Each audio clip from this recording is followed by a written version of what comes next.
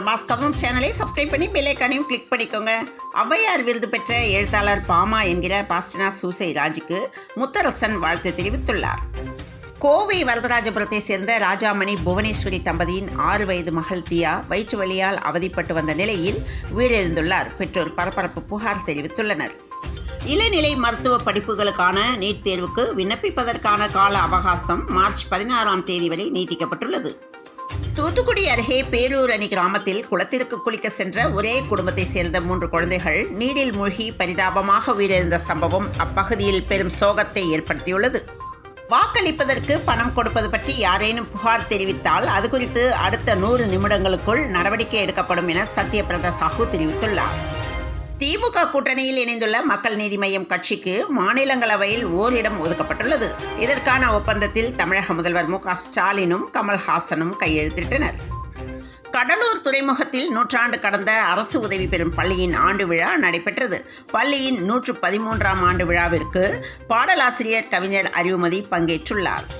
பத்மஸ்ரீ விருது பெற்ற மூதாட்டி சின்னப்பிள்ளைக்கு வீடு இல்லை என்று வேதனைப்பட்டதால் தமிழக அரசு புது வீடு கட்டித்தரும் என அறிவிக்கப்பட்டுள்ளது.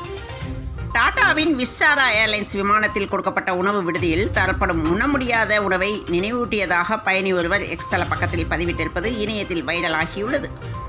மதுரை விளாச்சேரி பகுதியில் உள்ள முனியாண்டி கோயில் மலையில் காட்டுத்தீ பரவி வருவதால் பரபரப்பு ஏற்பட்டுள்ளது. இந்திய பொருளாதாரத்தை 2 வரிகளில் சொல்லும் ஒரே நபர் மோடிதான் என காங்கிரஸ் மூத்த தலைவர்களில் ஒருவரும் முன்னாள் மத்திய அமைச்சருமான ப. சிதம்பரம் தெரிவித்துள்ளார். ஆவடியில் நேற்றிரவு ரம்மி விளையாட்டில் தோல்வியாகி ரூபாய் 30,000 பணத்தை இழந்த மன உளைச்சலில் இருந்த ஒரு காவலர் மது போதையில் தூக்கிட்டு தற்கொலை செய்து கொண்டுள்ளார். இதுகுறித்து போலீசார் வழக்கு பதிவு செய்து விசாரிக்கின்றனர். அரபிக்கடலில் தவறி விழுந்து மாயமான குமரி மீனவரின் குடும்பத்தினருக்கு ரூபாய் 3 லட்சம் நிதியுதவி என முதலமைச்சர் அறிவிப்பு வெளியிட்டுள்ளார். இந்திய பிரதமர் மோடி அவர்கள் மகளிர் நாளினை முன்னிட்டு கேஸ் சிலிண்டர் விலையை ரூபாய் 100 அளவிற்கு குறைத்திருப்பது வேடிக்கையாக உள்ளது என்று நாம் தமிழர் கட்சியின் ஒருங்கிணைப்பாளர் சீமான் விமர்சித்துள்ளார். மக்களை பிரித்தாலும் பாஜக ஆட்சி மீண்டும் வந்துவிடக்கூடாது. மீண்டும் வந்தால் முதலில் பாதிக்கப்படுவது பெண்கள், குழந்தைகள் தான் என திமுக மாநில துணை பொதுச் செயலாளர் கனிமொழி MP பேசியுள்ளார். தென் துருவத்தில் விண்கலத்தை தரையிறக்கிய முதல் நாடு இந்தியா என இஸ்ரோ தலைவர் சோம்நாத் தெரிவித்துள்ளார்.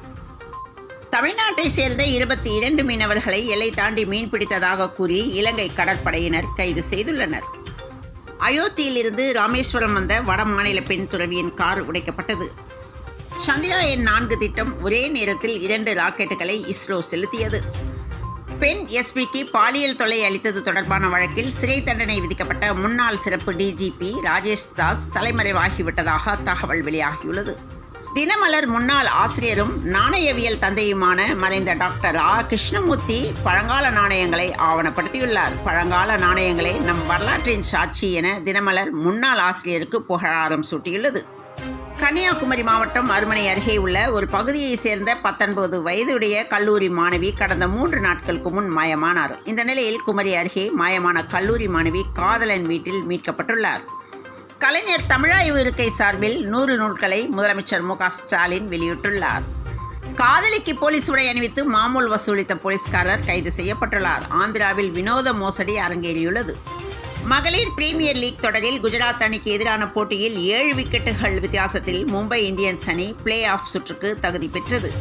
புதிய உச்சம் தொட்ட தங்கம் விலை 5 நாளில் சவரனுக்கு ரூபாய் 1,760 உயர்ந்துள்ளது. சென்னையில் ஆபரண தங்கத்தின் விலை தொடர்ந்து உயர்ந்து வரும் நிலையில் இன்று சவரனுக்கு ரூபாய் 360 அதிகரித்து சவரன் ரூபாய் 49,200க்கு விற்பனையாகிறது. வெப்பத்திலிருந்து பொதுமக்கள் தங்களை தற்காத்துக் கொள்வதற்கான வழிமுறைகளை மருத்துவம் மற்றும் மக்கள் நல்வாழ்வுத்துறை வெளியிட்டுள்ளது. பொதுமக்கள் மதியம் 12 மணி முதல் மாலை 3 மணி வரை வெளியில் வர வேண்டாம் என சுகாதாரத்துறை எச்சரிக்கை விடுத்துள்ளது. தொடர்ந்து இணைந்திருங்கள் பிரபாஸ் கதவம் செய்திகளுடன். மீண்டும் மற்றொரு செய்தியில் சந்திப்போம். வணக்கம்.